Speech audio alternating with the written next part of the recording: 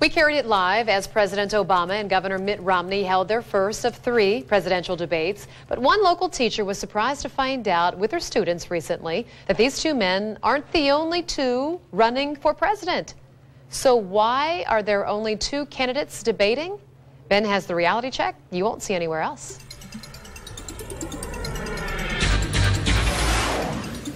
The email I received was from Karen, a computer teacher at Queen of Peace Elementary School. Karen's working with 6th graders on a poster project about the campaign. Quote, I'm having the students research the candidates, finding facts, developing a campaign poster, and then voting on Election Day. We did an early voting experience yesterday before they did any research. I then found a website that listed all of the candidates that were running. And surprise to everyone, there is more than Romney and Obama running. Well, Karen's right on. There are more candidates running. In fact, here in Ohio, there are at least 9 candidates on the ballot. Aside from the Republican Party and the Democratic Party, the Libertarian Party, the Constitution Party, the Green Party, even the modern-day Whig Party. So the question, why, if we're not a 2-party country, do we have debates that include candidates from only major parties? Well, the answer is actually pretty simple. It's something called the Commission on Presidential Debates. The CPD was established in 1987. According to its website, its mission is to ensure that debates, as a permanent part of every general election, provide the best possible information to viewers and listeners. Well, what a noble mission. But it begs the question, if the goal is to provide the best possible information to viewers and listeners, how can you do that with only 2 candidates being given time to speak? You do have to have some criteria, though, don't you? Well, of course, and the CPD has 3 criteria. In order to be included, a candidate, number 1, must meet the constitutional requirements to be elected president. Understandable. Why allow someone to debate if they can't legally become president?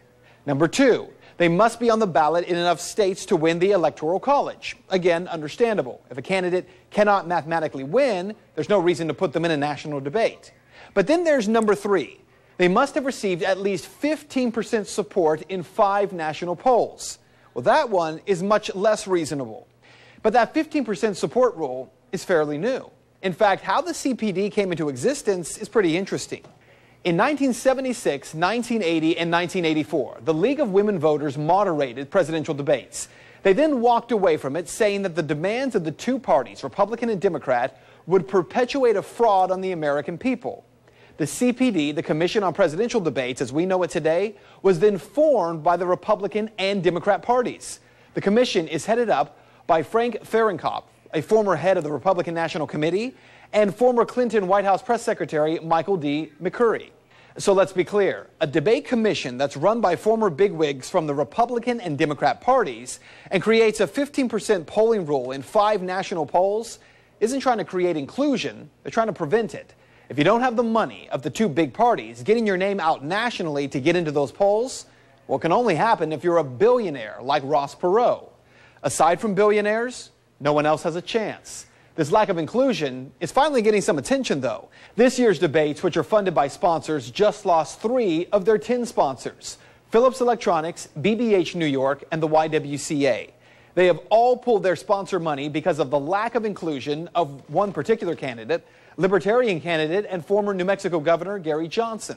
Governor Johnson is the next highest polling candidate after President Obama and Governor Romney. But when he is included in polling, the effect he's having is significant. For instance, on Wednesday, Gravis Marketing and Capital Correspondent released results from Ohio from a poll conducted September 21st through the 22nd. That poll included 594 likely voters, and it covered the presidential race and the Senate elections. Take a look. In that poll, Obama-Biden 45%, other or unsure 10%, Romney-Ryan 44%. But then Gary Johnson's name was added, and here's how the numbers shook out then.